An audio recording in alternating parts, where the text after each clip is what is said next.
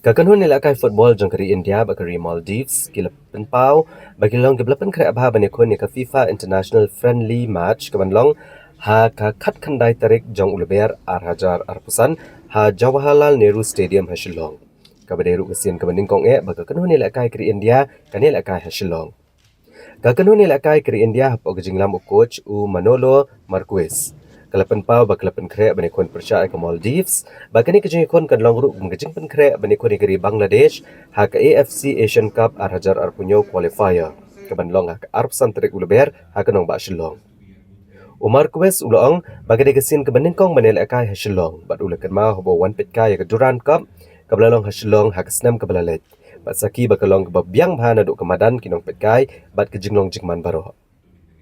U defender kari India Mehtap Singh ulong baka digesin ke bening kong baka kan hunela akai kari kanela akai ha Shillong baru ulong baka than stela mingi kadai ke bela benanam ha ke jingdon kipat ba ke baiet ke football bat ka football kadai ke jingela akai ke bahya tam ha ke than u Marquis ula penti kenaru ba Sunil Chetri un mi benela akai ke bandong ru kesian ke basispa san puar jong u ban mi kemat kari India kadba u coach ke Maldives u Ali Suzain ulong ba kinela kai persya ke Philippines sa ka arpsan trek ulber kumta ke jing kon persya ke India kan de ke jingil kai pynkhreh na ke benta jongki ndai ke daipat ke bakongsan namar bagari India ba ke Maldives ke dikiken hon ke baklanya ke negathan bat penpau ke jingkermen ba ke jing kon kan long ke ba itanat bah.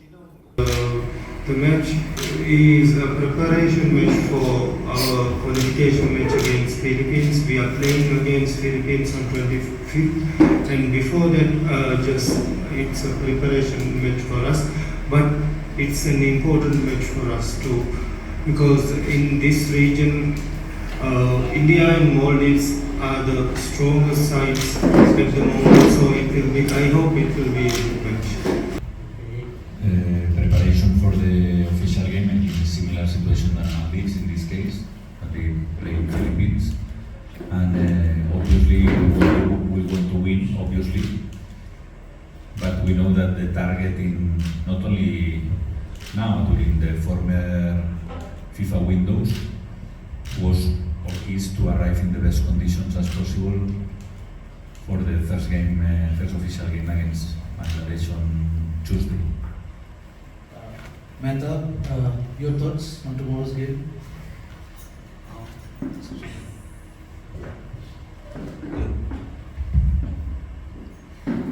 पहला तो बहुत अच्छा चल रहा है, practice and all बहुत अच्छा चल रहा है और पहला फ्रेंडली मैच है और हमारा फोकस है दोनों गेम पे स्टेप बाय स्टेप और पहले कल फ्रेंडली मैच है उसके बाद बांग्लादेश के साथ है तो इस पर फोकस है स्टेप बाय स्टेप अच्छा है.